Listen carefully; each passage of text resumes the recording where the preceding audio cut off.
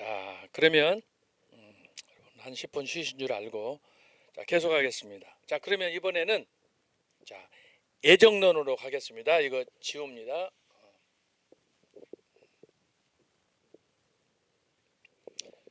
조금 전에 강의한 내용은 뭐냐? 영적인 단계는 무한대다라고 하는 거예요. 무한대지만 그 안에는 우리가 육안으로 볼 수 있는 그 단계들이 있다라고 하는 거예요. 그래서 여러분들이 신앙생활을 잘하고 성숙하게 교회에서 헌신하고 또 말씀을 전가하고 하는 이런 분들하고 잘 교제하는 것이 중요합니다. 그러니까 결국은 어떤 친구를 만나느냐, 어떤 스승을 만나느냐, 이것이 중요한 거예요. 그리고 정리하면 성경은 우리에게 유일한 길, 예수 그리스도, 요한복음 14장 6절 말씀, 그 한 길이다. 예수님은 마태복음 7장 13절 14절에서 그것을 가리켜서 좁은 문이다 라고 했어요. 이것이 십자가의 길이에요. 길. 이것을 여러분들이 기억하시고, 성경은 결국은 뭐예요? 관계, 하나님과 나와의 관계예요. 그래서 성경은 1인칭으로 말씀하는 거예요. 항상. 혹 하나님께서 구약의 이스라엘 백성들에게도 말씀을 주셨지만 그 말씀을 통해서 집단이 깨달아야 되지만 사실은 1대1의 개인적인 관계에서 그 말씀을 적용하는 것이 필요하다라고 하는 거예요. 자, 그러면 칼빈 신학에 있어서 중요한 4번 애정론입니다. 자, 그래서 여기서 애정론은 그 칼빈 신학에 있어서 어떤 면에서 핵심이고 노른자위다. 자, 그래서 여러분이 이걸 쭉 강의한 중심으로 읽어 나가면서 제가 설명을 하겠습니다. 여러분 집중해서 잘 들으시기 바랍니다.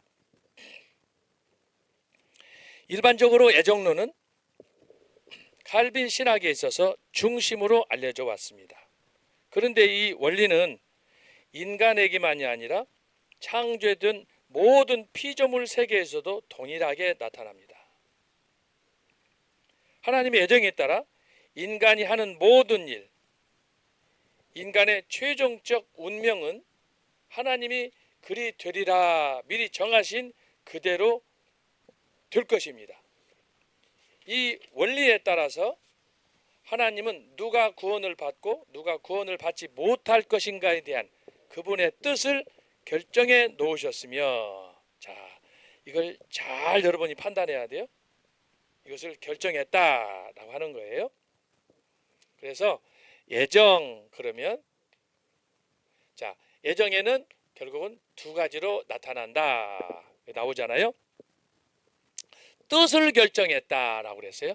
하나님의 예정의 뜻은 뭐냐? 이것은 선택이에요. 이것은 유기예요. 선택은 하나님의 자녀로, 이게 이제 에베소서 1장에 나타난 전 목사님 자주 말씀하시죠. 유기는 뭐냐? 하나님께서 버리기로 작정한 사람. 성경에 이제 야고보서라든지 유다서라든지 몇 군데 보게 되면 또 로마서도 마찬가지예요. 왜 내가 에서는 버리고 야곱을 택했느냐? 왜 내가 가인은 버리고 아벨을 택했느냐? 이런 문제가 나온단 말이죠. 궁극적으로 이게 바로 이 하나님의 애정에 나타나는 두 가지 형식이에요. 두 가지 형식. 그리고 여기서 말하는 것은 뭐냐? 그분의 뜻을 결정해 놓으셨다. 만세전에 하나님이 결정했어요. 자, 그런 면에서 제가 지난번에 말씀을 했어요. 애정과 애지론이 있어요. 애지론. 애정론, 애지론. 애정론은 언제 어느 때 육가 원칙에 의해서 A라는 사람이 때가 되면 구원을 받을 것이다 라고 하는 것을 알고 하나님이 애지론을 폈다는 거예요. 이것하고 애정론은 나와 상관없어요. 하나님께서 주권적으로 이걸 했다라고 하는 것이 애정론이에요. 자, 이런 두 그 차이를 여러분이 보면서 제가 나중에 또 추가적으로 설명드릴 거예요.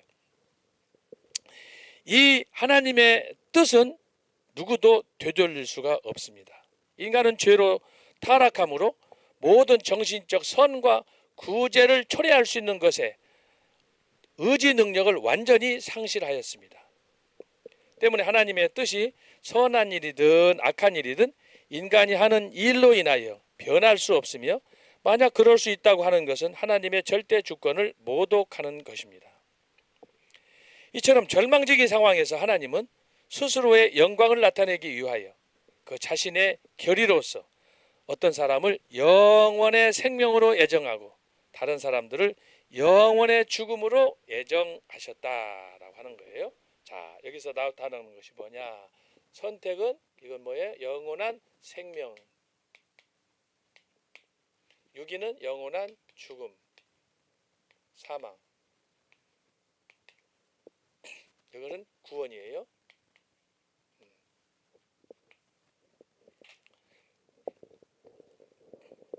이것이 선택과 유기에 관한 애정론 교리입니다. 때문에 우리는 하나님의 몸속 개개인이 어떻게 되었으면 하고 바라시는 바를 결정해 놓으신 영원한 하나님의 섭리를 따르지 않을 수 없습니다. 이 원리에 대해서는 뭐예요? 하나님의 전적인 주권, 아까 우리가 얘기했던 이것은 뭐예요? 하나님의 절대 주권이다. 이것을 다른 말로 하면 하나님의 영광이다. 이걸 어떻게 다른 방법이 없어요. 성경을 해석하는 과정에서 성경이 가르치는 그 교훈이기 때문에 우리가 여기에 대해서 한마디라도 덧붙이거나 빼거나 할 수가 없는 상황이에요. 내 마음대로 요한계시록에 있는 것처럼 이건 좀 아니다라고 해서 뭘 덧붙인다든지 이건 좀 아니다라고 해서 뭘 뺀다든지, 그러면 사도 요한이 요한계시록에서 말한 것처럼 생명록에서 이름을 빼든지 징보를 더하든지 그렇게 될 뿐이에요. 이것은 하나님의 절대 주권에 그분의 영역이다 이 말이죠. 그 안에 바로 이 애정론이 자리한다라고 하는 거예요. 이 원리에 기초하여 볼 때 인간은 동등한 조건으로 창조된 것이 아니다라고 하는 거예요. 창조되지 않아요. 왜? 하나님께서 어떤 사람은 구원과 생명으로, 어떤 사람은 죽음과 사망으로. 아까 제가 말씀드리잖아요. 왜 하나님이 아벨을 선택하고 가인을 버렸나? 왜 예세를 버리고 야곱을 택했나? 특별히 창세기 25장에서 리브가가 이삭과 결혼한 후에 40에 결혼했는데 60이 될 때까지 20년 동안 얘기가 없었잖아요. 그 소식을 들은 이삭이 함께 리브가와 결혼함으로 인해서 임신을 했는데, 임신한 애들이 쌍둥이다 이 말이지.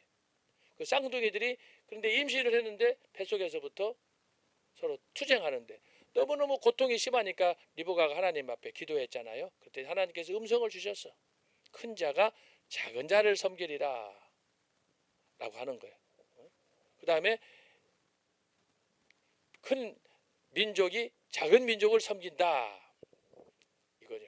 그래서 이것은 우리로서는 어떻게 할 수 없는, 그러므로 우리가 이것을 신앙적으로 이걸 깨달을 때에는 선택에 대한 감사가 우리 안에 있어요. 그런데 어떤 사람들은 이 선택을 받아놓고 자기가 하나님 앞에 감사하기보다는, 그러면 왜 하나님은 세종대왕을, 왜 이순신을 이렇게 또 얘기를 해요? 이해가 돼요. 이 부분도 나중에 제가 설명을 해 드리도록 하겠습니다. 그래서 여기서는 어떤 이들에게는 그리스도 안에서 영생을 위하여, 또 어떤 이들에게는 영벌, 이것을 구원, 영생, 이것은 영벌.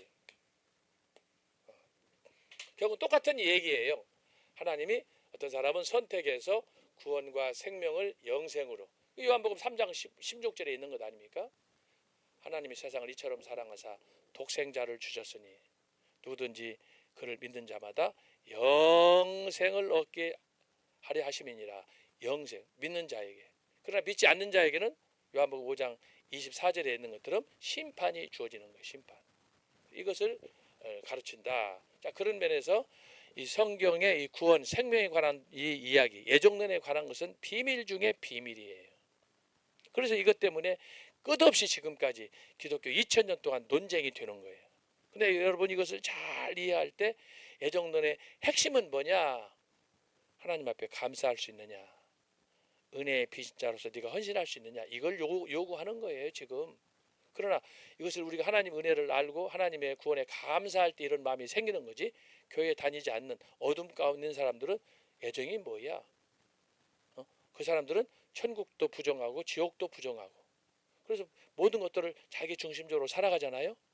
재밌는 것은 내가 한 번은 이제 복음을 전하다가 어떤 사람 만났는데 이 사람아 천국이 어디 있고 지옥이 어디 있냐는 거야. 그래서 내가 그랬어요. 그러면 선생님은 뭐 그렇게 천국 지옥을 부정하시는데 그러면 나중에 죽어가지고 뭐 지옥 가야 되겠구만 그랬더니 성질을 버럭 내는 거예요. 왜 지옥 가라고 하냐는 거예요.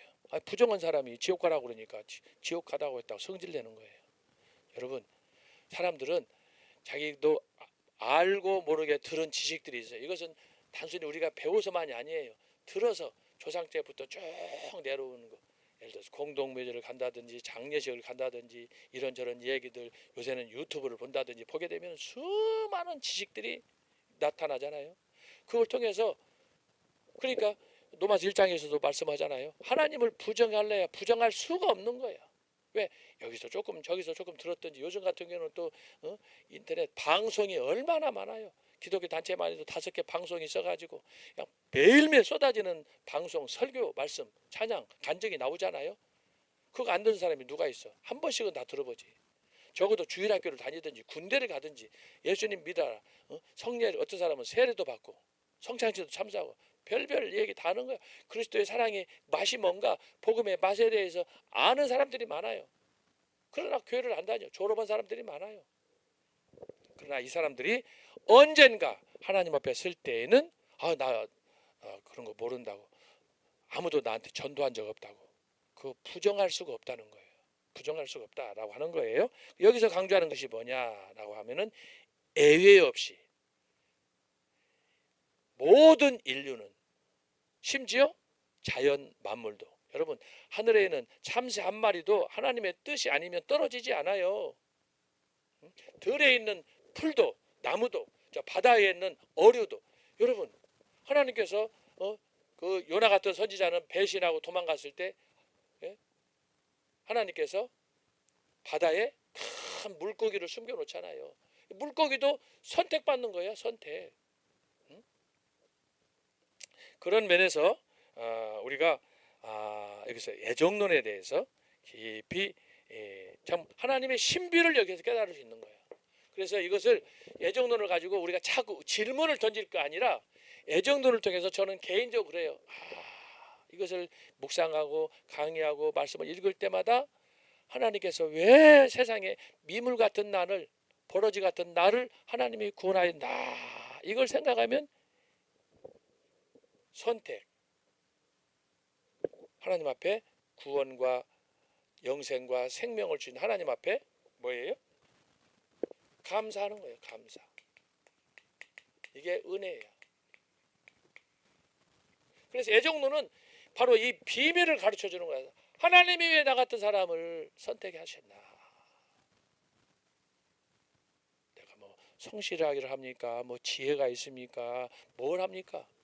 말씀을 깨닫기를 합니까? 그런데 하나님이 나를 지혜가 있다고 하는 사람, 가문이 좋다고 하는 사람, 배경이 좋다고 하는 사람, 그 사람들 하나님께서 다 물리쳤어요. 고린도전서 1장에 보면 나와요. 하나님께서는 지혜로운 자들을 물리쳤어요.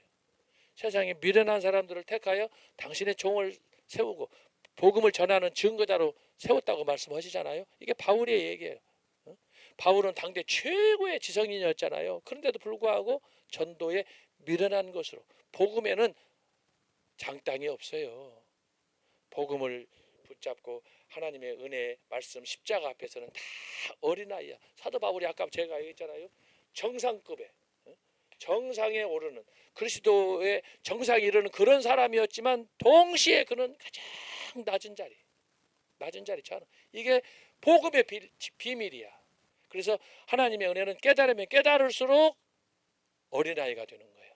그래서 내가 아까 직분이고 연륜이고 다 필요 없다고 그러잖아요. 지금 이 순간 하나님의 은혜를 깨닫고 하나님 은혜에 감사하며 살아가느냐, 이것이 결국은 중요한 거예요. 그래서 교만하면 안 되는 거야.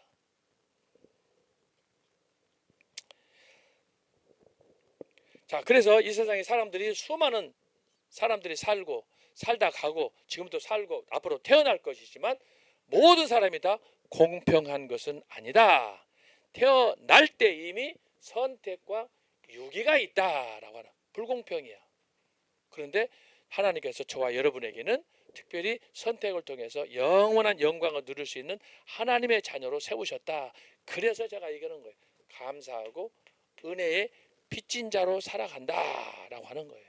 근데 이런 상태에서 자꾸 이쪽과 비교하면 안 돼요. 비교하면. 헐짓이 없어가지고 이거 비교합니까? 나는 구원받았는데 왜 사람은 구원 안 했어?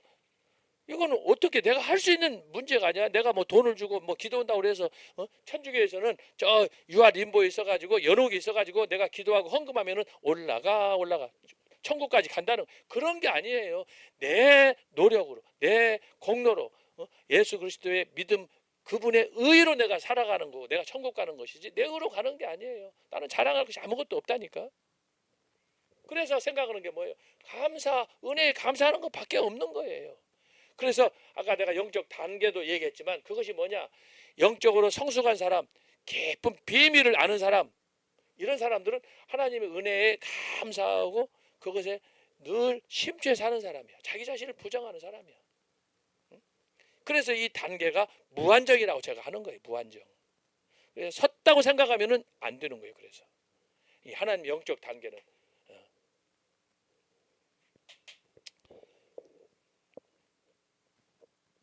따라서 칼빈은 이 모든 인간이 이런 목적의 어느 한쪽으로 창조되었기 때문에 우리는 인간이 생명 또는 죽음으로 애정되었다고 말한다. 제가 썼어요. 여기 영생, 여기는 영벌, 죽음, 사망이다 이 말이죠. 사망. 결국 칼빈의 이 애정론은 하나님의 창조하신 계획이 죄로 인해 타락하고 파멸할 인간에게 적용되는 데서 그 절정에 이른다.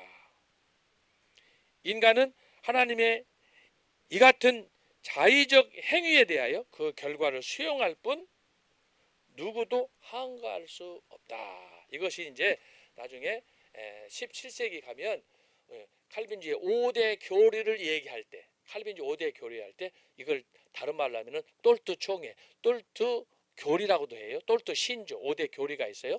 1618년부터 한 2년여 기간 동안 네덜란드에 있는 소위 똘트라는 조그마한 지역에서 총회가 있었어.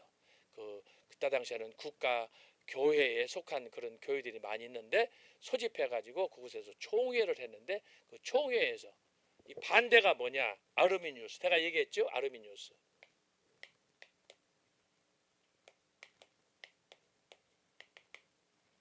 이 신학은 초대교회는 소위 펠라기우스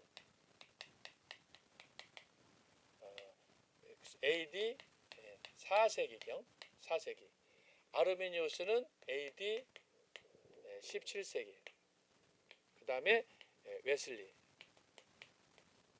웨슬레 혹은 웨슬리라고 그래요. 이 사람은 18세기. 웨슬레는 굉장히 90세까지 장수한 사람이에요. 그 당시에 굉장히 건강했던 사람인데 아주 헌신적으로 살았던 그런 사람이지만, 자, 이 사람들 다 당대의 최대의 지성인들이었어요. 초대교회 펠라기우스는 이 사람하고 나이벌은 어거스틴이야. 어거스틴. 아까 제가 썼죠. 초대교회에 제가 강의하면서 여러 번 얘기했어요. 초대교회 500년 동안의 그 신학을 체계화한 사람이 바로 성 어거스틴이다 그랬는데, 어거스틴이 살았을 때 바로 이 펠라기우스 사람이 영국 사람인데 이 사람이 그렇게 좀 삐딱했어요. 이 사람은 원죄설을 부정했어요. 아담의 원죄론을 부정하는 거예요. 그러면 노마서를 부정하는 거예요. 노마서에서 강조하는 게 뭐예요? 원조, 인간의 전적인 타락을 강조하는 거예요. 부분 타락이 아니에요. 아담 한 사람으로 이 땅에 죄가 들어왔고 예수 그리스도 둘째 아담으로 인하여 바로 은혜가 임함으로 그의 십자가의 죽으심으로 모든 죄가 사함을 받잖아요. 근데 이것을 펠라기오스는 바로 원죄를 부정해. 아담의 범죄를 부정해. 왜 아담하고 나하고 역냐는 거야. 아담은 언제 사람인데 나는 지금 21세기 살아가는데 그러지 말라는 거예요. 아르미니우스도 같은 얘기예요. 그 다음에 웨슬레도 같은 유사한 얘기를 하는 거예요. 나는 내 방식대로 내가 노력해서 구원을 얻겠다. 조상들 아담의 범죄를 나하고 엮지 말아라. 이렇게 되는 거예요. 그래서 이 사람들은 다 펠라기오스나 아르미니우스는 정통 교회에서 소위 정죄받고 이단으로 추방당하는 그런 사람이었고, 웨슬레는 당시에 성공회 소속이었어요. 영국에 제가 지난번에 얘기했죠. 가톨릭에서 나온 게 성공회예요.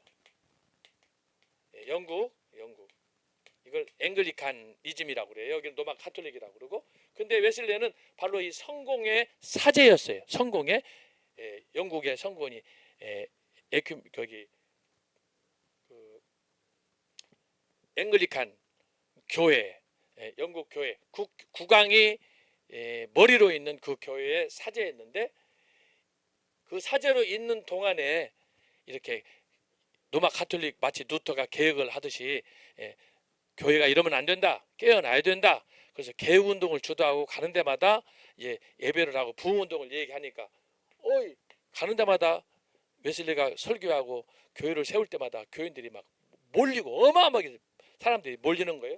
가만히 보니까 성공회 성도들이 교인들이 다 웨슬리의 교회로 가는 거예요. 그러니까 성공회에서 회의를 해가지고 주교회에서 웨슬레를 자격정지시키고 쫓아낸 거예요. 그러다 보니까 웨슬레가 어쩔 수 없이 소위 메도디스트 감리교회를 만들어서 나간 거예요. 이건 감리교회예요. 감리교. 그랬는데 어쨌든 바로 이것이 뭐냐 하면은 이 사람들은 주로 인간의 전적인 타락, 부분 타락을 인정해요. 예를 들면 우리 장로교 칼빈 같은 경우는 100% 인간은 타락했다. 의인은 없나니 하나도 없다. 그런데 여기는 그렇지 않다. 아담하고 나하고 관계를 엮지 말아라. 이런 식으로 하는 거예요. 그래서 이 부분에 대해서 계속해서 논쟁이 있는데, 제가 오늘 여러분하고 뭐 이런 교단 논쟁 이걸 하고 싶어서가 아니라 오늘 이 선택과 유기의 과정에서 이건 필연적으로 나타날 수밖에 없는 것이고, 이 논쟁이 바로 아까 말씀한 17세기 네덜란드에서 또르트 총회에서 문제가 됐는데, 바로 그때 또르트 총회의 개혁파들이 만든 신학 중에 하나가 뭐냐, 바로 이거다라고 하는 거예요. 여기에서 나온 것이 뭐냐, 인간은 전적으로 타락했는데 하나님께서 왜 나와 우리를, 저와 나를, 우리 모두를 구원할 수 있느냐, 그 부분에 대해서 내가 가부로 싫다 좋다 할 수 있느냐. 하나님께서 한번 애정하여 부른 사람은 하나님께서 취소하지 않고 그를 끝까지 지키신다. 이 부분에 대해서 불가항력적인 은혜다 이렇게 말하는 거예요. 불가항력적인 은혜. 하나님께서 나를 선택하여 구원하셨으면 내가 저항할 수가 없는 거예요. 그 은혜에 오히려 그러므로 감사해야 된다. 은혜에 감사해야 된다라고 하는 것을 우리가 배워야 된다라고 하는 거예요. 그래서 여기서 지금 애정론에서 강조하는 건 뭐냐? 하나님과 나와의 관계에서 구원 문제, 영생 문제, 결국은 생명의 문제를 이야기한다. 반대로 그러니까 불신자들이 이걸 모르니까 지금 가만히 있는 거예요. 예를 들어서 뭐 히틀러가 됐든 스탈린이 됐든 김일성, 김정일, 김정은이가 됐든 복음에 대해서 모르는 사람들은 거기에 대해서 관심이 없어. 만약에 그 사람들이 김일성이나 김정일이나 김정은이가 이걸 그 비밀을 안다고 그러면 지금 있는 그 어둠의 상태에서 있을 수가 없는 거야. 빨리 깨어나야지. 어둠에서 빛으로 옮겨야지. 사망에서 생명으로 옮겨야 되지 않겠어요? 그러나 그것을 모르고 오늘 여기가 좋사오니 오늘 그 자기 삶에 만족하고 자기 스스로 신이 되다 보니까 자기 장차 당할 파멸에 대해서 관심이 없는 거예요. 그래서 독재자들이 보세요. 자기가 어떻게 죽을까 그걸 보고 지금 독재합니까? 지금 있는 영광을 위해서 살아가기 때문에 그들은 그걸 모르는 거예요. 만약 이걸 진심으로 깨닫는다면 독재할 수가 없지. 공산주의가 될 수 없지. 빨갱이 주사파가 될 수가 없는 거예요. 그 사람들한테는 마치 종이 한 장처럼 그들에게는 바로 이 진리에 대한 선택의 영생에 대한 진리의 빛이 그들에게는 장막처럼 갖춰져 있기 때문에 모르는 거예요. 그러니까 매일 여러분 하는 거 보세요. 그들은 거짓말, 사기, 음모 이것만. 자기는 항상 선하고 자기는 항상 신이야. 그리고 자꾸 남 탓하고 심지어 대한민국이 지금 망할 상황까지 왔는데 불구하고 나라 망하는데 상관없는 거야. 이런 개자식들이지 개자식들. 그러는 거예요. 그래서 여러분이 깨어야 되는 거고 그것을 분별할 줄 아는 능력이 필요하다. 생각해 보세요. 지금 광화문에서 애국운동하는 사람들은 늘 감사하고 은혜의 빚진 자로서 나만이 아니라 우리 모두가 우리 대한민국이 위기에서 구원받아야 된다고 그러는데 이 새끼들을 보세요.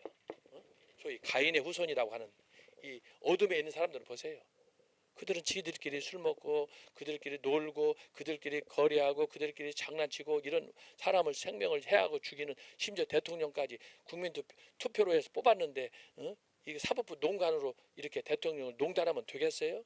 이 자체가 불의한 거예요. 왜? 그 사람들은 어둠에 있기 때문에 이 빛을 몰라. 자기들이 하는 일만 옳다고 생각하는 거예요. 그러나 여러분 그 마지막 끝 종말은 비극으로 끝날 거예요. 근데 여기에 몇몇 사람들이 뭐 교회에서 안수집사 무슨 장로 있다고 하는 사람들이 거기에 앞잡이가 되어 있어요. 여러분 이걸 잘 우리가 분별할 수 있어야 돼요. 그래서 지금 우리나라가 위기 속에서 이런 영적인 지혜를 갖고 하나님 앞에서 우리가 결단을 해야 되는 거예요. 그래서 제가 강조하는 게 정통, 바른 신학, 성경의 진리 이걸 얘기하는 거예요. 성경은 두 가지 길이 없다니까. 여러분 이렇게 선과 악, 선악과와 생명나무 길은 두 가지밖에 없어요. 여러분 선악을 선택하는 것이 길이 아니에요. 우리가 지난 금요일에도 얘기했지만 선악과의 목적이 뭐야? 사탄이 하와를 유혹한 것이 뭐야? 네가 그걸 먹으면 하나님과 같이 된다. 목적 달성에 실패했어요. 결국은 뭐예요? 실패했으면은 아담과 하와가 추구해야 될 뭐예요? 생명나무를 선택하는 거예요. 거기만이 참 소망이 있는 거예요. 그게 누구야? 예수 그리스도 아니에요? 근데 인간은 그런 길을 보여주었음에도 불구하고 스스로 택하고 스스로 원망해. 그러다 보니까 늘 가인의 길로 가는 거야. 그래서 죽음의 길, 사망의 길, 영벌의 길로 가면서도 후회하지도 않고 뉘우치지도 않아. 더 강팍해져 바로처럼. 나중에 파멸밖에 없잖아요. 자, 우리는 여기서 칼빈의 애정론이 갖는 두 가지 의미를 이해해야 합니다. 자, 첫째는 칼빈은 애정론을 제시함에서 무엇을 덧붙이려 한 것이 아니고 인간에 대한 하나님의 구원 계획을 하나님의 말씀에 명백한 증언을 통해 증명한 것입니다. 여러분 애정론은 사람이 만든 것이 아니다 그 말이에요. 애정론은 하나님이 당신의 뜻에 의해서 하나님이 당신의 영광을 위해서 만든 것이다. 그러면 인간이 여기다가 뭐 감나라 판나라 이걸 할 수가 없다는 거예요. 하나님은 그가 택하시고자 하는 자를 택하시고 거부하시고자 하는 자를 거부하신다는 말씀은 바울이 로마서 9장에서 설명을 하였습니다. 그래서 여기서 애정론을 이야기할 때 이제 가장 중요한 게 뭐냐? 로마서 9장, 10장, 11장이에요. 여러분 오늘 시간 나면 강의 끝나고 한번 읽어보세요. 로마서 9, 10, 11장은 사도 바울이 애정론에 관해서 설명해준 애정론의 원본이에요. 원본. 근데 제가 이제 이 애정론과 관련해서 지난번에 말씀한 것처럼 여호수아를 보면 바로 이 애정론이 제비뽑기로 나타났다. 그런데 사실은 성경 전체가 제비뽑기다 제가 말씀드렸어요. 그래서 제가 지난번에 이 강의를 했더니 미국에 계신 어떤 전도사님이 강의를 듣고 애정론에 대해서 칼빈의 애정론 또 여호수아에 나타난 애정론과 제비뽑기 이거 한번 연구하고 싶다고 그러시더라고요. 어쨌든 한번 기회가 되면 만나서 이걸 좀 더 이렇게 체계 있게 연구해 가지고 하면은 좋겠어요. 자, 로마서 9장에 애정론이 잘 설명이 되는데 여러분 잘 이거 집중해 보세요. 자, 뭐라고 하느냐? 용기장이가 말하자면 도기를 굽는 자기를 만드는 사람. 그 가마에서 고려 청자, 고려 백자 만들잖아요. 그걸 얘기하는 거예요. 용기장이 같은 진흙덩이를 가지고 이제 흙을 여러분 이렇게 범벅해 가지고 진흙으로 범벅을 해서 하나는 귀하게 쓸 그릇을 만들고 하나는 천하게 쓸 그릇을 만들어낼 권리가 없겠느냐. 이게 무슨 얘기예요? 한마디로 말하면 오야복맘이다 그 말이에요. 토기장이가 그릇을 만들 때 내 마음대로 만드는 거야. 내가 오늘은 이상하네. 진흙 백자를 만들고 싶지 않고 나무 그릇을 만들고 싶네. 내가 내 마음이야. 그것을 하나님께서 스스로 당신이 지금 주권자다. 이것을 강조하기 위해서 말하는데 사도 바울이 그 하나님의 입장에서 하나님의 애정, 주권을 지금 여기서 설명하는 거예요. 이 말씀의 근거의 칼빈은 하나님의 말씀의 모든 것을 우리가 읽어야 하고 받아들여야 한다고 하였습니다. 왜?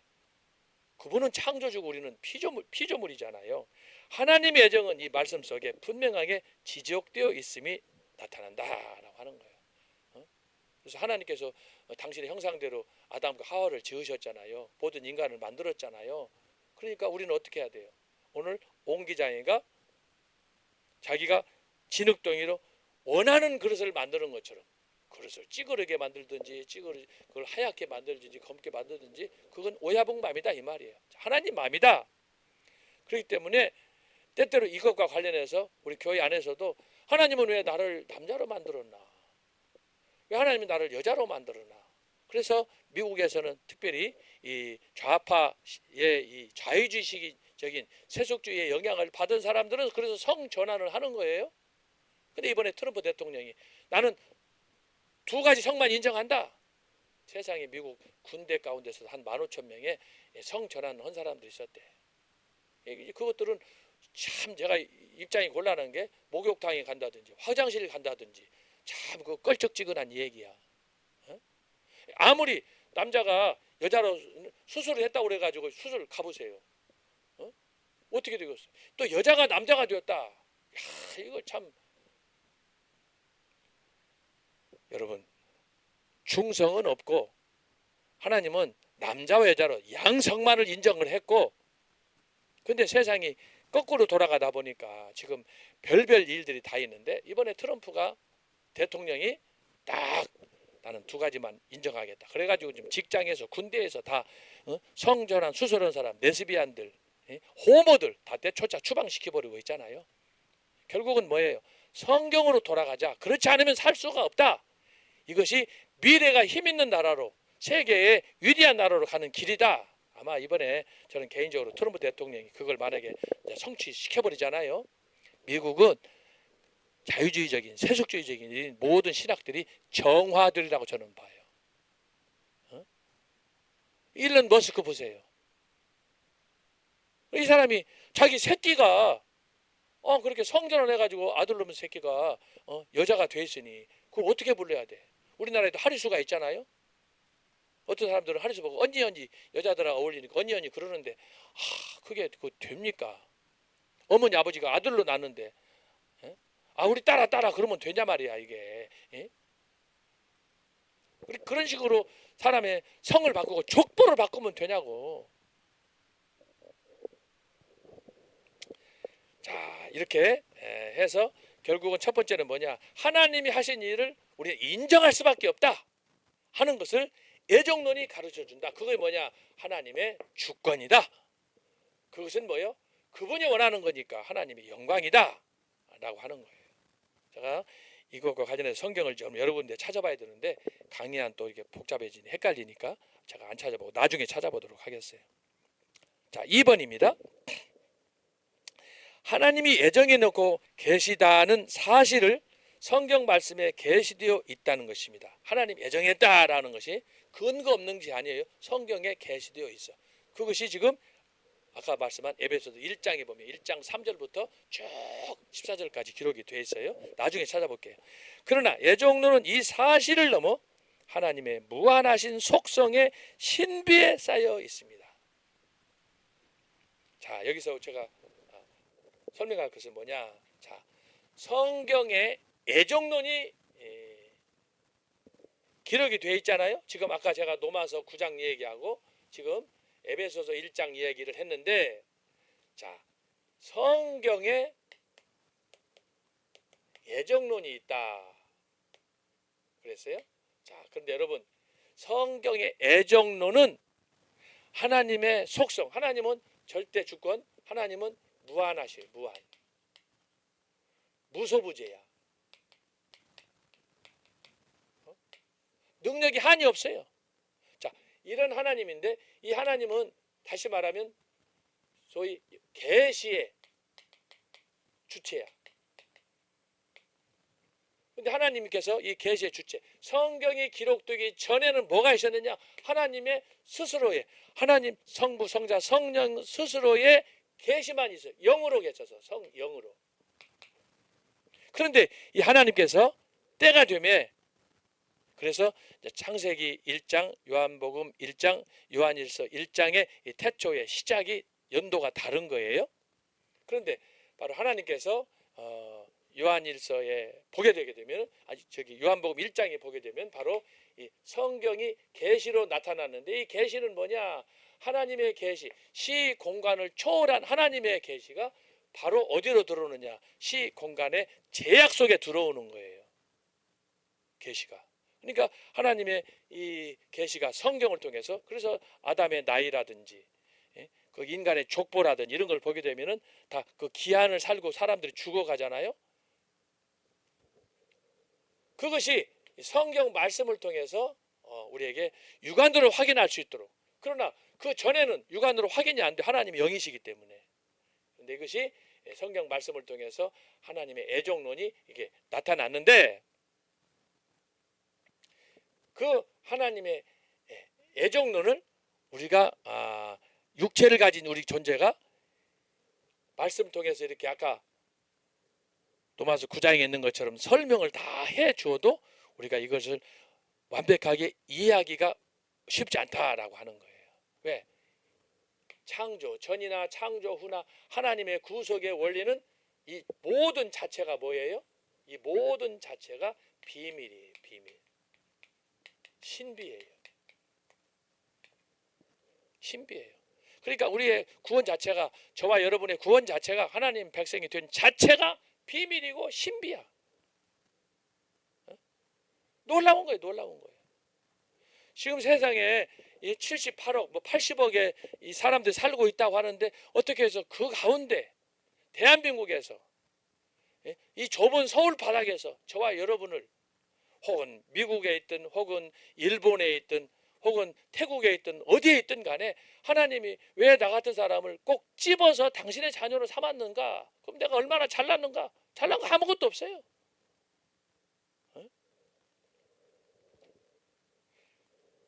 그런데 그 하나님의 선택에 대한 비밀을, 하나님의 애정론을 우리가 알려고 할 때 너무나 때때로 답답하고, 어떨 때는 스스로 의심할 때가 있어. 진짜 내가 하나님의 선택을 받았나 안 받았나? 선택을 받았으면 의롭게 공의롭게 진리를 추구해야 되는데 때때로 내가 그렇지 못하단 말이에요. 그럴 때 좌절하고, 그럴 또 실패하고 좌절하고 그런다 이 말이죠. 반복적으로.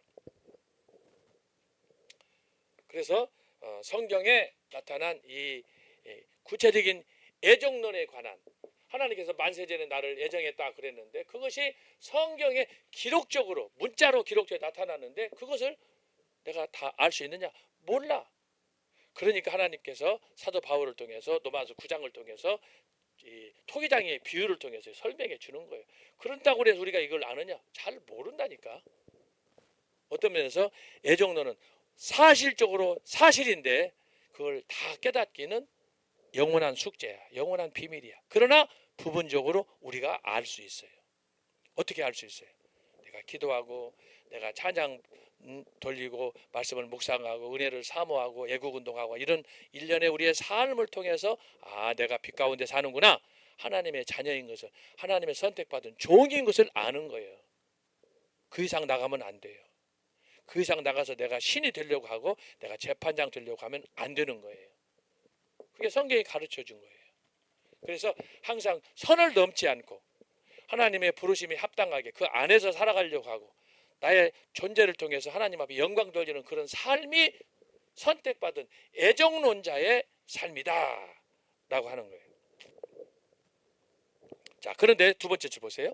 그러나 애정론은 이 사실을 넘어 하나님의 무한하신 속성의 신비에 쌓여 있다. 하나님은 이 섭리가 어떻게 시행되는지에 대하여, 그리고 그 시행 과정에서 공의와 자비가 어떻게 작용하는지에 대하여는 분명하게 계시해 주지 않았습니다.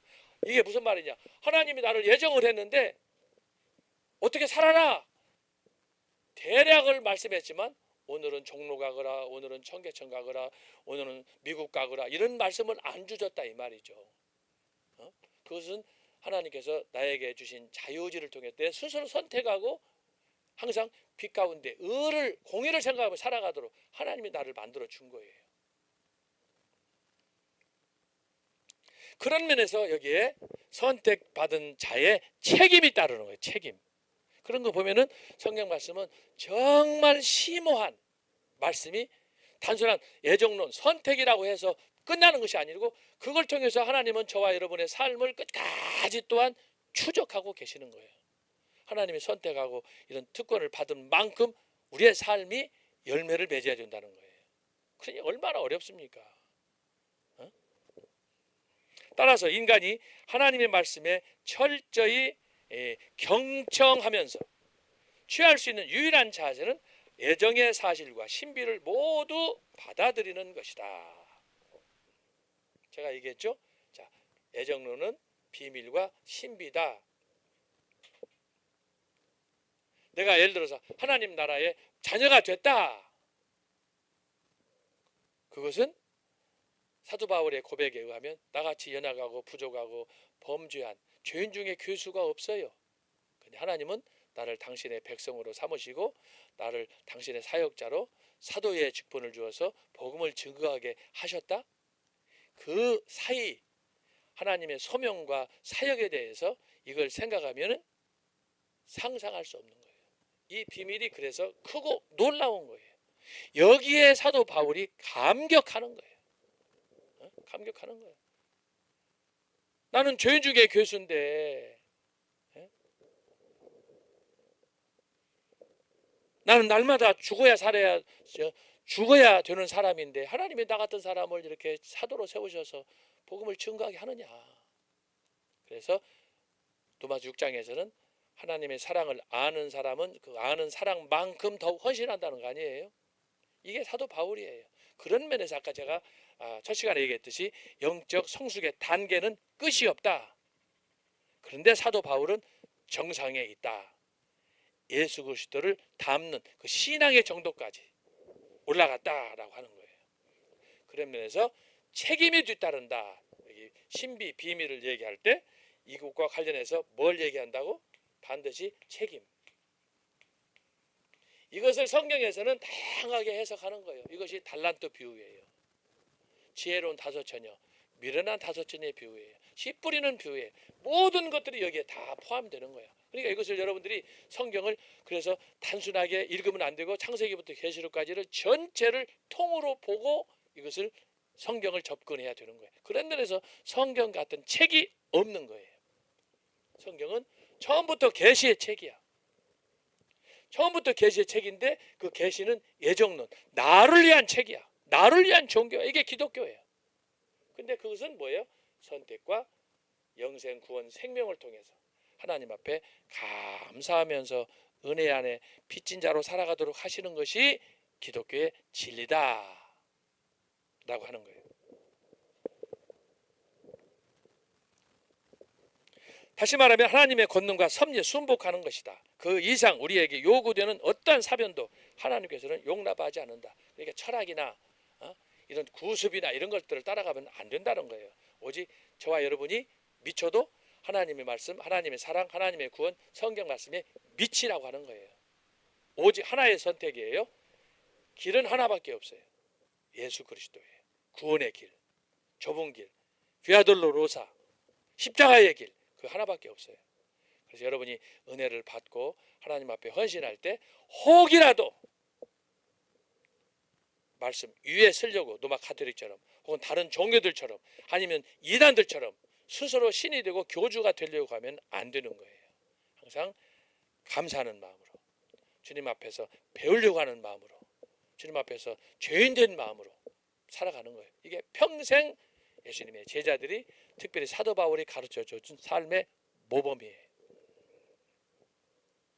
칼빈은 하나님이 왜 어떤 인간을 구원하고 어떤 인간을 저버리는 행동을 하시는가에 대해서 묻는다는 것은 주제넘은 것이다 생각했어요. 제가 조금 전에 설명했어요. 나의 선택에 대해서 감사하면 되는 것이지 이거 가지고 자꾸 떠벌리면 안 된다는 거예요. 그 얘기는 하나님이 그렇게 하시기를 원하신다는 사실을 아는 것으로 충분했어요. 이것이 뭐예요? 하나님의 뜻이에요. 그것은 그의 뜻이 존재하는 모든 것의 원인이고 또 원인이 되어야 함이 마땅하기 때문입니다. 그것이 어떤 원인을 가지고 있다면 그것에 선행하여 그것을 제약하는 어떤 것이 존재해야 하기 때문입니다. 단지 하나님의 뜻은 하나님이 무엇을 원하시든 하나님이 그것을 원하신다고 하는 사실로 인하여 의로운 것으로 간주되어야 하는 공의의 최고의 규칙이 되는 것입니다. 따라서 누가 하나님께서 왜 그렇게 처리하시는가 묻는다면 우리는 하나님께서 그렇게 하시기를 원하셨기 때문이라고 답변해야 할 것입니다. 그러나 당신이 그가 그렇게 하시기를 원하셨던 이유는 무엇이냐고 계속해서 묻는다면 당신은 하나님의 뜻보다 더 크고 높은 것을 찾으려고 하는 셈인데 이것은 찾을 수가 없습니다. 그 이상은 없어요. 하나님의 뜻 외에 그 이상은 없다. 그렇다면 문제는 인간이 자신에 관한 하나님의 결정이 무엇인지를 아는 것이 가능한 일인가 여기에 있습니다. 다른 말로 하면 인간이 영광으로 예정되어 있다는 견고한 확신에 도달할 수 있는가라고 하는 거예요.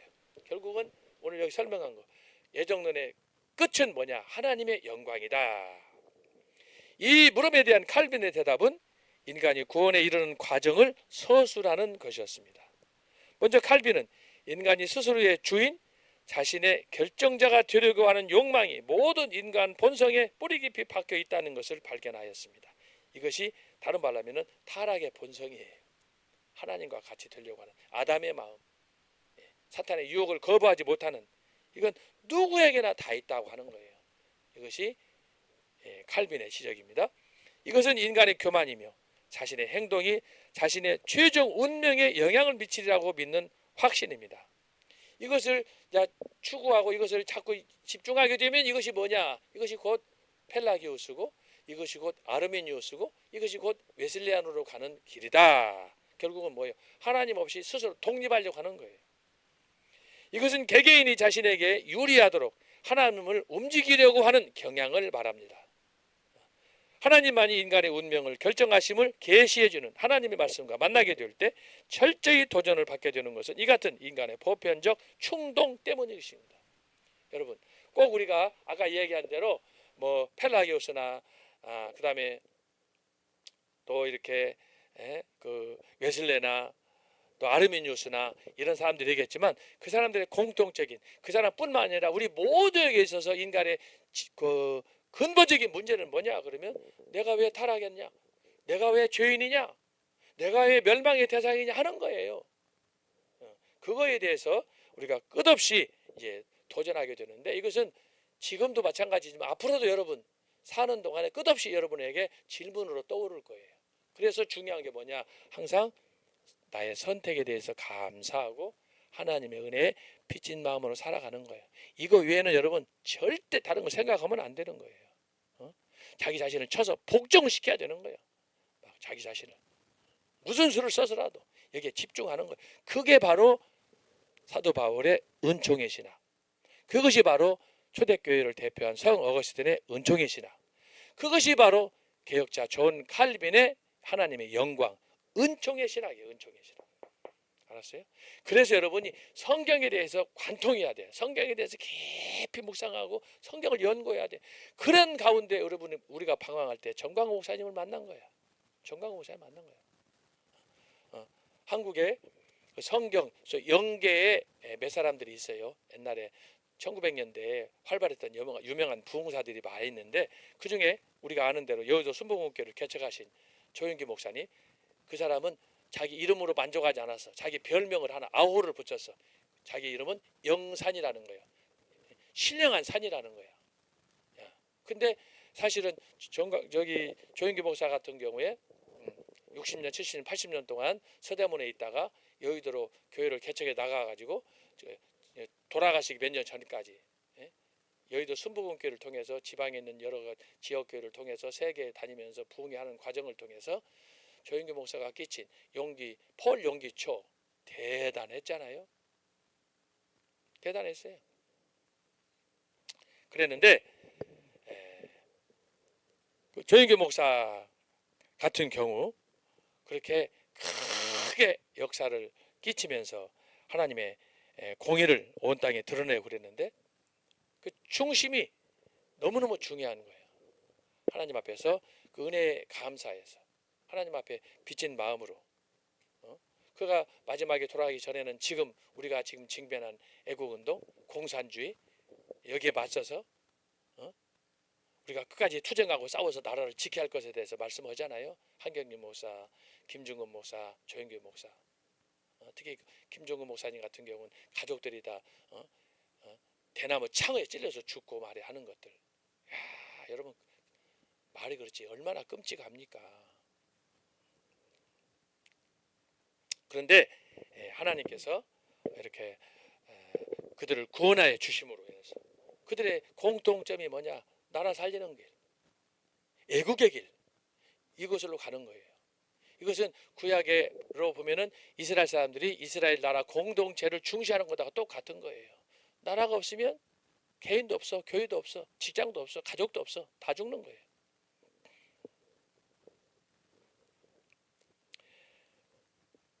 그래서 하나님이 원하시는 그분의 그 세계, 성경에 나타난 그런 커다란 아주 원대한 하나님의 뜻을 찾는 것이 중요하다. 그래서 선각자들은 뭔가 다른 거예요. 선각자들은 교회 역사를 쭉 보게 되면 선각자들은 뭔가 다른 깨달음을 갖고 우리에게 도전하는 것을 볼 수가 있습니다. 그래서 인간은 이렇게 하나님 앞에 자기 자신의 존재에 대해서 하나님이 뭘 원하시는가 이것을 찾아야지 다른 거 해서는 안 된다라고 하는 거예요. 자, 그렇게 되면 이제 그 아래 보겠어요. 자, 일단 이런 인식에 도달하게 되면 그것은 인간으로부터의 응답을 요구하게 된가.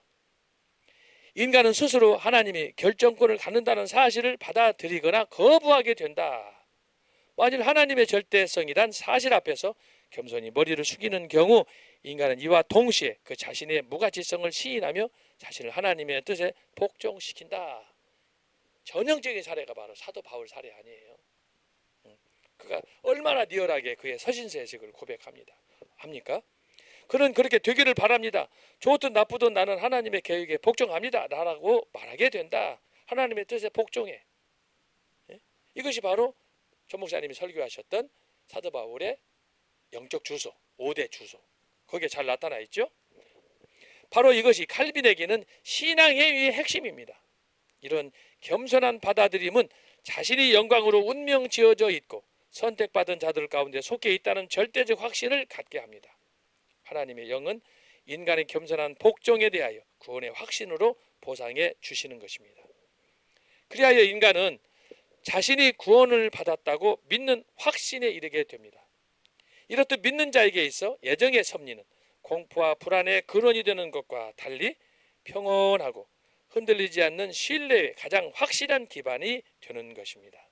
그래서 여러분이 이 애정론을 믿는다, 내가 하나님의 자녀로 선택받았다라고 하면 여러분 있는 자리에서 직분자는 직분자대로 여러분이 섬기는 진심으로 섬기는 그런 자세를 가져야 되는 것입니다. 예? 이게 애정론의 의미예요. 애정론은 제가 감사, 은혜에 감사하는 삶이라고 그랬잖아요. 어디서 뭘 하든지. 그래서 여러분이 애정론은 여러분의 신앙생활에 도전이 되고 여러분에게 부정적으로 여러분 압박하면 안 되는 거예요. 애정론은 기본적으로 선택에 대한 감사이니까 지금 나의 삶은 뭐냐? 덤으로 사는 거야. 덤으로 사는 거. 그러니까 감사하고 찬양할 수밖에 없어. 그러니까 여러분 이 은혜를 깨닫는 사람들이 지금 불모지 중동으로 가고 공산주의 체제의 그런 나라로 가서 중국이나 심지어 저 압록강 이런 데 가서 전도하고 소련에 가게 되고 그뿐입니까? 수많은 이방 세계 이방 나라에 가서 복음을 전하려고 가는 거예요. 왜? 복음의 빚진 자이기 때문에.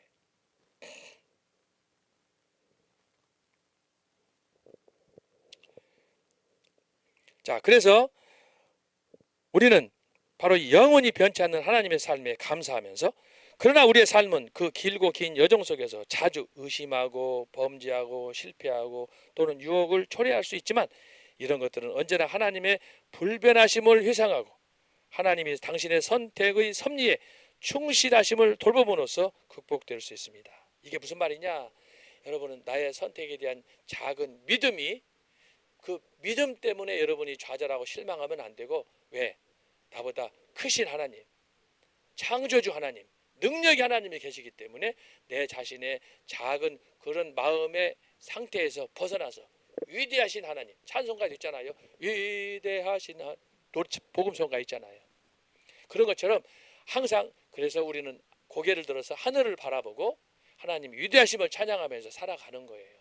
이것이 결국은 이 땅을 살아가는 순례자로서 저와 여러분의 삶이에요. 그러니까 감사밖에 없어.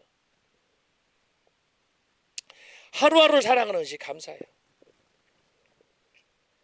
하나님은 자신의 미쁘신 뜻에 따라 사람들을 부르시며 그들의 행함을 기초로 선택하지 않습니다. 여기서 말하는 소위 미쁘신 뜻이란 뭐냐? 하나님은 당신 좋은 대로 한다는 그 말이에요. 자기 마음대로. 이것이 하나님의 뜻이야. 다른 말로 하면. 이와 같이 또한 하나님은 인간이 행하는 것으로 인해 자신의 선택하심을 변경시키지 않습니다. 이것이 아까 말한 또르트 총회에서 불가항력적인 은혜라고 하는 거예요. 구약의 선지자들 보면 모세 같은 경우 자기는 못한다고 계속 부정하잖아요. 그러나 하나님이 그를 선택했기 때문에 여러분 이스라엘 역사에 모세와 같은 선지자가 없다 그러잖아요. 하나님이 그렇게 사람을 쓰는 거예요. 아까 제가 사도 바울 얘기했지만 사도 바울처럼 각박한 사람이 없어요. 자기가 신이었어요.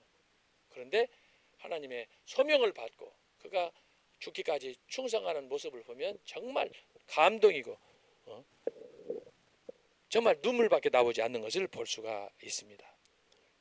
때문에 인간은 하나님이 자신의 뜻에 신실하심을 보이는 데서 안심하고 전적으로 의존적일 수밖에 없습니다. 그래서 여러분 여기서 우리가 생각할 수 있는 거 뭐냐? 주님이여 나의 의지는 100% 죽이게 하시고 하나님의 뜻은 하나님의 의지는 하나님의 지정의는 100% 나타나고 발휘될 수 있도록 그거 아니면 우리가 살아갈 수가 없기 때문에 그래서 애정론을 통해서 우리는 항상 감사하고 하나님 앞에 헌신하는 그런 마음을 가져야 된다라고 하는 거예요. 그것이 어떤 사람이든지 어떤 소명이든지 어떤 상태에서 불렀든지 남자든 여자든 상관없어. 피부 색깔이 어떤 상관없어. 그래서 구원은 하나로 통한다. 말씀으로 은혜로 통한다라고 하는 거예요. 자, 이 같은 확고한 신뢰 속에 바로 칼빈주의 특징인 신앙적 행동주의의 깊은 뿌리가 자리 잡고 있습니다. 신앙인은 이 신앙에 의하여 자기 자신에 대한 관심으로부터 해방됩니다. 그는 구원을 확신합니다. 자신에 대하여 염려하는 데 더 이상 에너지를 쏟을 필요가 없습니다. 이제 선택받은 자는 자신의 에너지를 다른 것으로 자유롭게 쏟을 수 있습니다. 여기서 칼빈은 이 애정이 특권에 대한 것이라기보다는 오히려 책임에 대한 것이라는 점을 지적하였습니다. 제가 얘기잖아요. 책임. 애정론만큼 책임론을 강조하는 것이 없어요.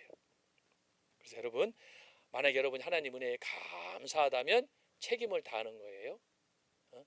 연륜에 대해서 직분에 대해서 내가 자랑하고 그것 가지고 설치면 안 된다고 그러잖아요. 오히려 더 죽어야 돼. 오히려 더 헌신하고 더 충성해야 돼. 이것이 성경이 가르쳐주는 애정론의 본질이다. 그 대표 사례가 예수님의 12제자와 사도 바울이다. 날마다 죽는 거예요. 날마다 죽는 거예요. 선택받은 자들은 하나님의 자신들을 끊임없이 자신을 봉사하는데 헌신하도록 정해져 있다. 선택에 의해 하나님은 자신의 영광을 드러내기 위한 도구로 만드셨습니다. 그러므로 이 땅에 하나님의 나라를 설립하기 위하여 노력하는 것이 선택받은 자들의 엄숙한 의무다. 이들은 이를 위하여 선택받았다. 자, 여기서 이제 새로운 주제가 나오는 것이 뭐냐? 결국은 하나님이 이렇게 하신 이유는 뭐냐 하면은 하나님의 나라야. 하나님의 나라.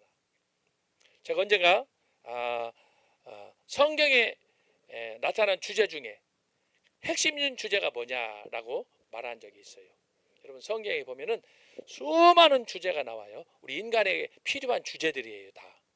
뭐 일하는 것부터 헌신하는 것부터 뿐만 아니라 하나님이 당신의 영원한 계획을 이 땅에 풀어서 계시로 이 영원한 영이신 하나님이 계시의 그 말씀을 성경을 통해서 당신이 꿈꾸는 세계를 보여줬는데 하나님이 성경을 통해서 보여주신 나라가 뭐냐 하면 바로 이 하나님의 나라예요. 그것이 창세기 1장에 쫙 펼쳐지잖아요. 하나님께서 꿈꾸고자 하시는 그 나라야, 그 세계는 뭐냐? 창세기 1장부터 요한계시록까지 펼쳐지는 거예요. 이것이 뭐예요? 하나님이 꿈꾸는 나라예요. 하나님 꿈꾸시는 나라. 근데 하나님은 그 나라를 세움에 있어서 아주 다양한 방법을 사용을 했어요. 때로는 피터지는 전쟁, 원수 마귀와의 싸움, 가깝게는 이스라엘 백성들의 배신, 그것들을 다스리고 치유하는 광경. 개인적으로는 우리가 보듯이 아람의 타락에도 불구하고 하나님께서 아벨을 선택하고 노아를 선택하고 아브라함을 선택하고 한 것처럼 항상 의와 진리 안에서 불의와 거짓을 거부하고 하나님께서 세우셔 나갈 그 나라, 의와 거룩과 화평의 나라, 그 나라를 세우신다. 그래서 여러분 이 하나님이 꿈꾸시는 이 하나님의 나라는 이 세상 나라와 영적으로 양적으로 질적으로 다른 거예요. 이 세상 나라는 뭐예요? 권력으로 피 흘리면서 자기의 영광을 위해서 살아가잖아요. 그러다가 끝나는 거예요. 그런데 하나님의 나라는 에베소서 3장에 있는 것처럼 의와 진리와 평강이에요. 이게 하나님의 나라예요. 의와 진리와 평강이에요. 여러분들이 그래서 우리가 성경을 통해서 알아야 될 것은 성경이 뭘 얘기하느냐? 하나님은 바로 의와 평강과 진리가 다스리는 거룩한 하나님의 나라, 하나님의 나라를 성경이 펼쳐가는데 이것이 뭐냐? 아까 얘기했던 하나님의 뜻, 그것이 하나님의 창조의 목적, 이것이 여기에 다 집중된다라고 하는 거예요. 그러면 하나님은 하나님의 나라를 이렇게 만들어서 뭐 하려고 하느냐? 아까 얘기잖아요. 하나님의 애정론, 하나님의 절대주권, 하나님의 영광을 위해서. 이건 당신 스스로 당신이 선택한 거야. 이거에 대해서 우리는 아무 말도 할 수 없다. 해도 안 된다라고 하는 거예요. 자체가 월권이기 때문에. 아까 그래서 도마서 9장에서 말씀했잖아요.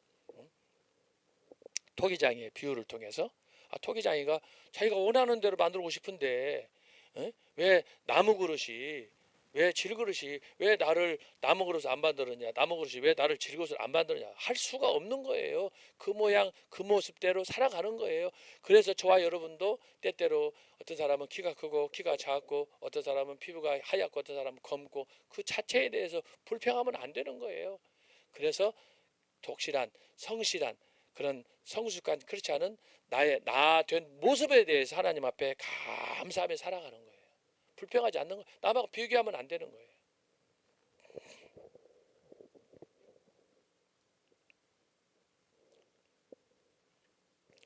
자, 그래서 하나님의 구원에 대해서 우리가 감사하면서 살아가는 것이 중요하지.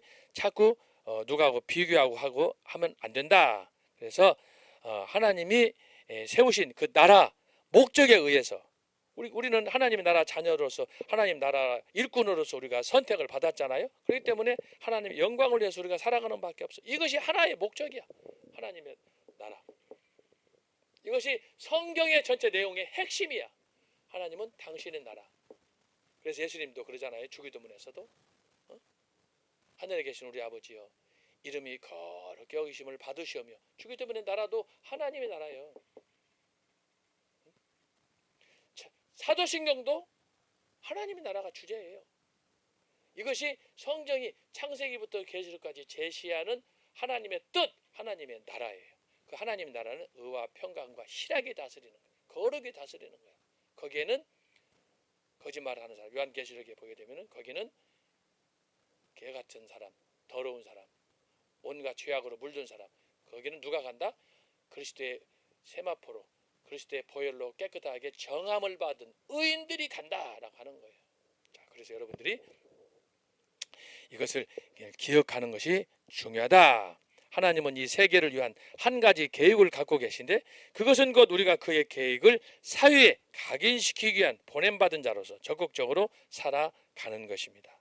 이것이 그리스도인이 세상에서 이루어야 할 사명입니다. 주님은 죄악된 세상을 변화시켜 새롭게 하기 위해 우리를 영광으로 부르신 것입니다. 자, 이거 보면은 참 우리의 그 신앙이 얼마나 그 하나님의 창조 섭리에서 봤을 때 우리의 소명이 숭고한지, 책임이 얼마나 막중한지 그것을 깨닫게 되는 것입니다. 그래서 여러분이 단순히 애정론 하면은 그냥 들은 얘기로만 끝내면 안 되고, 이 안에 담겨진 그 영적 비밀, 그것을 여러분들이 잘 알아야 되고, 그 비밀 중에 뭐냐? 내가 구원에 감사하면서 은혜에 감사하면서 살아야 되는데, 내 삶의 존재 목적은 뭐냐? 하나님 나라, 하나님 나라를 건설하는데, 그래서 이 나라 가서 그리스도가 영원히 통치하고 나는 그분의 신부로 살아갈 텐데, 그때 나의 그 신부로서의 사명을 위해서 우리가 살아가는 거예요. 그래서 이 모든 과정, 창세기부터 계시록까지 진행되는 하나님의 나라, 하나님의 뜻, 이것이 이루어져 가는 과정을 보게 되면은 결국은 성경은 뭐냐? 인간의 타락사, 인간의 저항사, 인간의 배신, 이 역사들이 계속 전개되는데 그 중심에 사탄이 있다 이 말이지. 끝없이 하나님의 나라를 세우려고 하는 것을 방해하는 거예요. 그 가운데 문재인도 등장하고 이재명도 등장하고 이런 쓰레기 같은 새끼들이 등장해가지고 우리 대한민국처럼 잘 살고 좋은 나라가 어디가 있어요. 지금 외국에서는 한국 남자들하고 한국 처녀들하고 결혼하려고 하는 사람이 줄 서 있다는 거 아니에요. 왜? 코리안 시티즌십을 얻기 위해서 지금 그런다는 거 아니에요. 한 20년 30년 전만 해도 한국의 시티즌십 사람들이 별로 안 좋아했지. 다 미국의 아메리칸 시티즌십 좋아했지. 영국이나 독일이나 이런 선진국들. 근데 지금은요, 한국이 세계에 지금 아주 톱 클래스가 돼가지고 지금 얼마 전에도 트럼프가 그랬잖아요. 앞으로 세계에 많은 나라가 있지만 미국이 함께할 나라는 코리아라는 거 아니야. 지금 넘버 퍼스트가.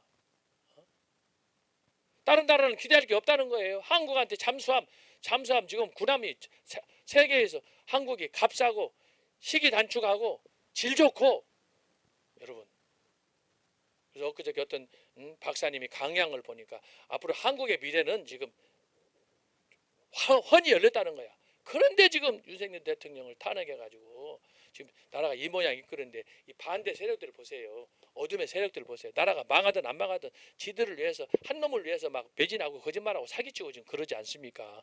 그들이 세우는 꿈꾸는 대한민국은 어떤 나라입니까? 망조드는 나라예요. 이 나라를 생각해 보라고. 그러니까 사탄이 생각하는 나라는 뭐냐?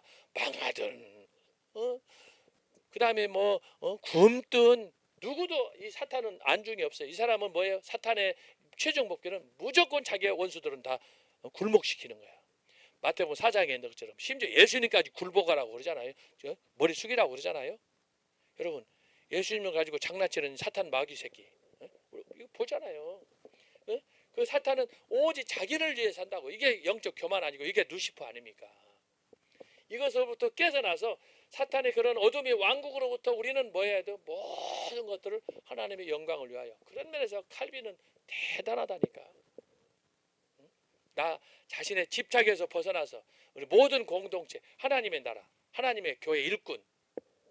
그래서 하나님은 바로 예정론을 통해서 우리에게 보여주는 것은 궁극적으로 하나님의 나라다. 그래서 여기서 우리가 하나님의 나라에 갈 신부로서 우리가 준비를 잘 해야 되는데 그 사례들이 예수님께서 종말에 있을 천국에 대해서 말세에 대해서 쭉 설명해 준 게 마태복음 13장 이하 씨 뿌리는 비유를 통해서부터 계속해서 강조하는 것 그거 아니에요?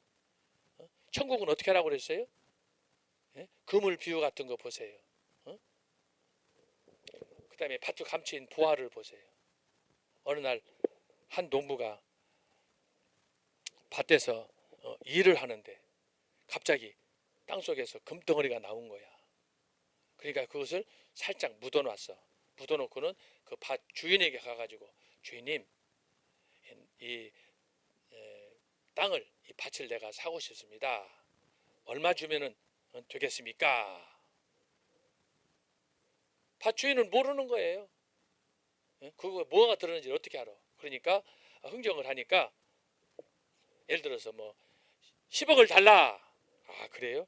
뭐 성경에는 없으니까 모르지만 11억을 줬는지 12억을 줬는지 10억을 줬는지는 모르겠지만 그 밭에 감춘 보화 때문에 그 땅을 농부가 샀어. 그래서 이게 밭에 감춘 보화예요. 밭에 감춘 보화가 뭐예요? 예수 그리스도 아니에요? 복음? 이런 비유가 씨 뿌리는 비유로부터 쭉 등장해. 마지막 때에 어떤 일이 있을 것인가? 이게 처음에는 선택에 관한 것이지만 나중에 가면 갈수록 뭐가냐? 책임이 따르는 거야. 예를 들어서 달란트 보세요. 열처녀 비유 보세요. 점차 책임으로 가는 거예요. 신부로서의 책임이야. 그냥 선택받았다고 해서 가만히 등불만 들고 있으면 되는 게 아니야. 기름을 채워야 되고 깨어야 되고 인내심을 가지고 밤을 새워야 되고 신랑이 언제까지 왜 도적같이 오기 때문에 언제 올지 모르니까. 그래서 하나님의 나라는 그래서 인내해야 되고 끝까지 참아야 되고 성결해야 되고 스스로 영적으로 깨어야 되고 이런 것들이 예수님의 소위 복음서 비유를 통해서 예수님의 직접적인 가르침을 통해서 다양하게 나타나는 거예요. 예수님이 이 땅에 오신 목적이 뭐냐? 하나님의 나라예요. 대표적인 기도가 요한복음 17장이에요. 요한복음 17장에 보면 예수님이 기도를 하잖아요.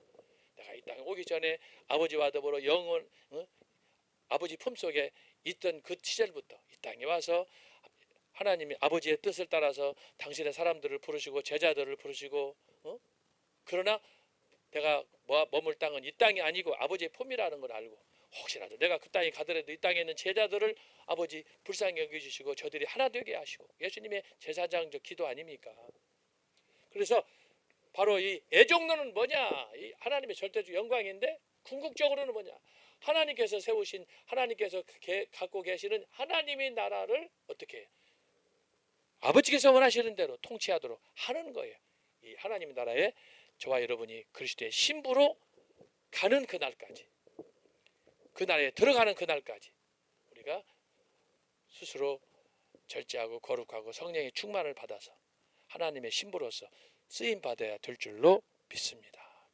그래서 저와 여러분에게는 왜 우리가 대한민국을 지금 이렇게 탄핵 상태에서 우리가 애국운동을 통해서 이걸 회복해야 되느냐? 장차 우리가 가게 될 하나님의 나라의 모형으로. 여러분 지금 대한민국이 여기서 망가지면 끝나는 거예요. 교회 없어져요. 이재명이 뭐 요즘에 중도 보수네 뭐 친미주의네 그런데 그 새끼는 이미 간첩이에요. 이미 간첩이야. 문재인이 안 봐요? 미국을 점령군이라고 그러는데?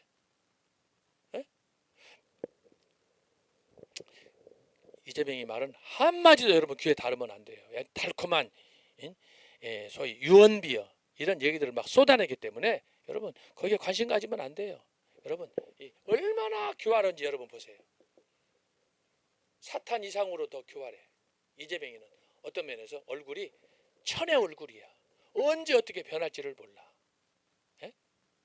사탄이 그러잖아요. 여러분 그래서 우리가 그런 험악한 시대를 도전 중에 살아간다 할지라도 우리는 예수님을 보세요. 예수님이 하나님으로 이 땅에 오셔서 3년 반 동안 살았지만 예수님께 얼마나 많은 사람들이 시험을 하고 그를 도전했습니까? 특별히 하나님을 안다는 소위 종교인들. 아예 넌 크리스찬들이 그러는 게 아니야. 교회 생활 하면서 은혜의 맛을 좀 안 사람들이 더 설치고 다녀. 예수님은 그렇게 살았어. 그러니까 예수님은 사실 우리가 살아가는 오늘보다도 더 어려웠던 거야. 예?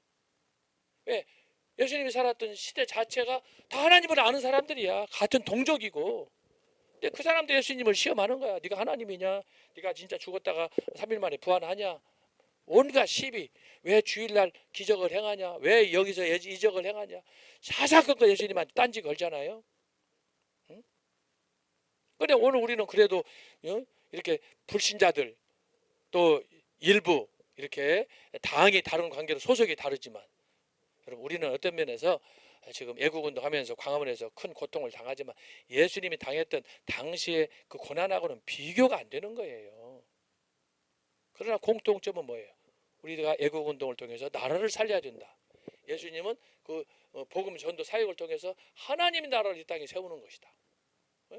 하나님의 나라. 그래서 우리가 이 땅에 나라를 이렇게 윤석열 대통령 탄핵을 반대하고 용산 집무실로 이렇게 복귀할 수 있도록 하는 이유는 뭐냐? 우리의 신앙생활을 위해서, 우리의 안전을 위해서, 우리의 교회 생활을 위해서 이렇게 하는 거예요. 그러나 우리 공산주의 되면은 교회 없어져 버린다니까. 얼마나 끔찍합니까? 그 상상만 해보세요. 얼마나 끔찍하냐고. 지금 북한 보세요. 어제 제가 어떤 그 사이트에서 사진을 봤더니 너무 못 먹어가지고 거기는 송아지, 소 새끼도 소도 큰 엄마 소도 짜리몽땅이야. 예? 먹지 못해가지고 풀을 뜯어먹을 데가 없어가지고 소도 작고. 그리고 우리나라 옛날 정주영 씨가 현대 회장 정주영 씨가 소를 북한에 줬잖아요. 우리 남한 소가 거기 가서 보니까 거기는 엄마 소인데도 송아지 같이 새끼 소야. 그래서 새끼를 내야 되는데 너무 작고 그러다 보니까 이게 새끼를 못 낳는 거야. 응? 한국에서 남한에서 간 소는 큰 소인데 기름지고 살찐 소인데 거기 있는 소는 빼빼 말라가지고 엄마 소가 송아지 같이 생겼으면 되겠어요? 그래서 그것을 품질 개량하려고 이런 방법 저런 방법 쓴다고 그러는데 문제는 이게 템포랄이 아니야. 오래 가야지. 한 몇 년 동안 새끼 낳고 하다가 나중에 못 먹어가지고 가난해가지고 똑같이 굶어버리면 먹을 양식이 없으면 소도 제대로 양육이 되지 않는데 북한 사람 거기 이제 비교해가지고 요즘에 지금 러시아에 가는 북한 군인들하고 이렇게 비교해서 서 있는 것을 보여줬는데 장성한 북한 군인이 그 러시아 군인들하고 사이에 끼어 있는데 보니까 초등학교 2학년이야. 짜리몽땅이야. 그 사람들은 키가 커. 이 사람들은 키가 작아. 못 먹어서. 사람도 그렇지 세상에 짐승도 소도 못 먹어가지고 제대로 양육되지 못한 상태에 있더라니까. 야, 제가 그런 상태인데 여러분 그런 나라를 꿈꾸는 쎄쎄주의가 있고 이런 주사파주의가 있고 그 사람들이 지금 한국 사회를 설쳐가지고 세상에 헌재로부터 공수처로부터 사법부 경찰 군부까지 다 장악했다고 하면 뭐 노동 뭐 이렇게 민노총이냐 한노총이냐 말할 것도 없고 정광훈 목사님이 2년 3년 4년 전부터 계속해서 외쳤던 얘기인데 결국은 체제 전쟁 아닙니까? 소름이 끼치는 얘기예요. 우리들은 대부분이 다 전후 세대라 전쟁이 뭔지를 모르잖아요. 그러나 전쟁을 아시는 분들은 치를 떨어요. 지금 이재명이나 문재인에 대해서 우리의 원수 중에 원수 아닙니까? 거기다가 USB를 주고 말이야. 우리 나라는 망해도 북한 잘 되라는 식으로 군대에 있는 전국에 있는 모든 그 부대 배치도라든지 그다음에 한강이 수질 이런 것까지 다 측정한 그런 것까지 USB 담아가지고 원자로 포함해가지고 다 북한에 해가지고 그냥 와서 우리나라 먹으라는 거지. 이 빨갱이 아닙니까? 이걸 누가 최초로 했어? 정광훈 목사님이 했어요. 정광훈 목사님이 1919년 6월 7일부터 경복궁 그 뒤 뜰에서부터 외치면서 계속 했던 게 문재인은 간첩이다. 그래서 결국 감옥 간 거 아닙니까? 누가 그때 당시에 외친 사람이 있어요. 뭐 유튜버들 누구누구 다 했지만 아무도 그걸 몰라서 다 침묵하고 왜? 모르니까. 그렇게 해서 전 목사님 했는데 그런 면에서 전광 목사님을 선지자라고 하는 거예요. 선지자. 직접 수감돼서 감옥에도 가고 줄기차게 지금 외치는 것도 보세요. 4월 10일 날 작년 4월 10일 날 국민투표 저기 총선 할 때도 계속해서 이거 지면 체제 전쟁이다 그랬잖아요. 내란이 생기다 그랬잖아. 지금이 내란 상태야. 어? 누가 이걸 앞장서서 그렇게 외친 사람이 있냐 이 말이에요. 어? 최근에 분당에 있는 이모 목사라는 분이 야, 주변에서 교인들 사이에 이런저런 얘기 나왔던 모양이에요. 거기 안에도 우파 좌파가 있으니까 왜 목사님 광화문 예고운동 안 합니까? 목사님이 그런 거 하면 안 됩니다. 막 이렇게 설랑설레 하니까 그거 이제 죽고 나서 마음이 좀 복잡했던지 공개적으로 설교 중에 얘기한 거 아닙니까? 여러분 너무나 좌나 우나 치우치지 마라. 지금은 긴박할 때니까 기도하라. 여러분 기도해가지고 어떻게 나라 망하면 그건 아주 이상한 소리 돌려치기야. 성경적으로 말하면 회색 분자야. 아주 비겁한 짓이지. 자기 목회에 안주하고 안일주의에 빠져가지고 그런 식으로 돌려가고 기도하라고. 어떤 목사님이 그걸 가지고 또 이제 비판을 하니까 거기에 대해서 또 답변을 하는데 더 가관이에요. 똑같은 얘기 별다른 내용이 없어요. 적당주의로 가는 거예요. 적당주의. 적당주의 하면 그 새끼부터 죽는다고. 그놈부터 죽어요. 이게 비겁한 거예요. 어려울 때 함께 하고 기도하고 그래야지. 골방에 가서 저도 우리 친구들이 많이 이 방송을 나중에 보더라고. 내가 이제 애국운동 광화문 그것도 하나씩 복사해서 올렸더니 올리지 말라는 거예요. 왜 여기다가 그런 극우적인 그런 걸 올리냐는 거예요. 그래가지고 제가 안 올려요. 안 올려. 왜냐하면 거기 가면 또 싸움하고 친구들끼리 하니까. 그러는데 참 안타까운 건 뭐냐, 분별을 못하는 거야. 근데 문제는 그렇게 타협하고 그런데 소극적 하는 놈들이 나중에 배신자가 되는 거예요. 그 사람들 누구냐? 지금 다 좌빨이 하는 거예요. 좌빨. 내가 통성연애하고 차별금지법 통조하고 그러면 거기에 빨갱이들이고 그러지. 지금은 침묵한다고 표현 안 해도 그쪽 무리야. 결국 성경은 두 쪽밖에 없어요. 우로 가든지 좌로 가든지 하나밖에 없는 거예요. 좌에 있는 사람들이 그쪽 우를 가는 거 없어요. 처음부터 딱 정해져 있어요. 우파 안에 자유주의다. 이건 있을 수 없는 거예요. 이게 회색분자라니까. 회색분자. 예수님 당시로 말하면 바리새인이나 사두개인이나 율법사나 서기관과 같은 놈들이에요. 이놈들이 다 예수님 죽이라고 나중에 앞장설 놈들이에요. 그래서 여러분이 이것을 잘 깨달을 수 있기를 바랍니다. 정말. 그래서 왜 칼빈이 애정론 때문에 지금까지 이렇게 비난받고 또 신학적인 쟁점 이슈로 늘 회자되고 그러는데, 여러분 그 중심을 알아야 돼요. 이것 때문에 칼빈이 자기 절친한 친구하고도 논쟁을 벌여요. 나중에 이제 살펴보겠습니다. 자, 마지막 한 줄 더 읽고 오늘 강의 마칩니다. 자, 하나님이 원인이 되어 무한한 에너지에 넘치고 하나님의 신실하심에 대한 확고한 신뢰로 인하여 위험과 불행, 반대와 실패에 능히 맞설 수 있는 인간, 이런 인간이 칼빈이 말하는 인간입니다. 하나님이 그의 편이라면 누가 혹은 무엇이 그를 대적할 수 있겠는가? 이 같은 자세는 초기 미국 정착민들의 사고와 청교도들의 생활 속에 각인되었습니다. 이들은 가혹한 환경 속에서 좌절하거나 낭망치 않고 오직 신앙으로 모든 문제를 극복했는데, 이 같은 상황에 그들을 지켜준 그들의 신앙이 바로 칼빈의 신앙이었습니다. 그래서 제가 얘기하잖아요. 칼빈 신앙, 청교도 신앙, 개혁 신앙, 보수 신앙, 제가 이렇게 얘기한 거예요. 이미 지난 시간에 제가 설명을 했어요. 허드슨은 칼빈 신학이 초기 미국의 무대에 끼쳤던 역할에 대하여 말하기를, 신학적인 견지에서 볼 때 미국 개신교가 공동된 하나의 패턴으로 형성되고 있던 이 초기에 미국 개신교에 가장 깊은 자국을 남겼던 것은 제네바의 각인이었다. 칼빈을 얘기하는 거예요. 칼빈지가 황야를 길들이려고 투쟁하는 인간들의 필요에 잘 적응하였다는 사실을 상기하면 이것은 놀라운 사실이 아닙니다. 신세계의 어려운 생활 조건은 활기찬 신앙적 덕을 요구하였습니다. 이런 덕들은 인간에게 단호한 명령과 숭고한 운명의 측면에서 이야기하고 부단한 에너지, 머뭇거림이 없는 자신, 가혹한 삶의 현실을 과감하게 수용하는 두드러진 특징을 드러낸 종교적 신앙의 공급이 되었습니다. 여기서 나타난 소위 미국의 자본주의에 대해서 얘기할 때 칼빈의 소위 애정론의 기초에서 적극적인 그런 삶의 방식으로 나타나게 되었다라고 하는 거예요. 그래서 아까 얘기했듯이 칼빈의 예정론은 우리에게 책임을 묻는다. 이것을 실천한 사람들이 영국에서 미국으로 건너갔던 초기 청교도들이에요. 그들은 그곳에 가서 열심히, 그래서 생긴 것이 추수감사절이에요. 추수감사절, 거기에 대한 감사함으로 그들이 하나님 앞에 영광을 돌렸어요. 자, 한 줄 남아 있는데 여러분, 나머지 한 줄은 여러분들 집에서 읽으시고 다음 주에 여호수아와 관련해서 제가 조금 더 설명하도록 하겠습니다.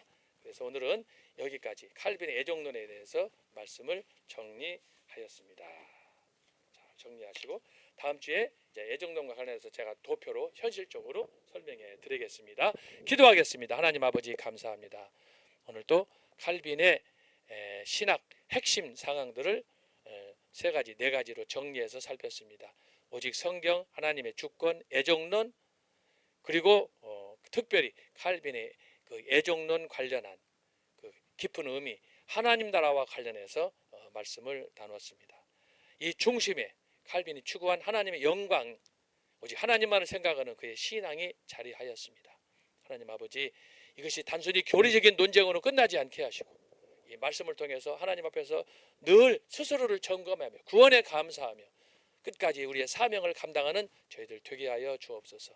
나라 없으면 교회도 개인도 가정도 없습니다.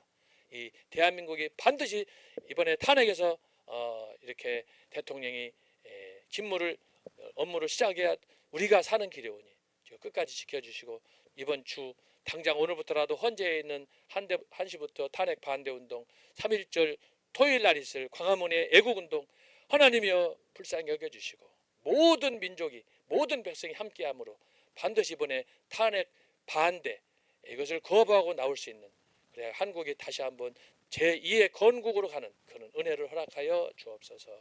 한 시간도 주님 베푸신 은혜에 감사하고 예수님의 이름으로 기도합나이다. 아멘. 감사합니다.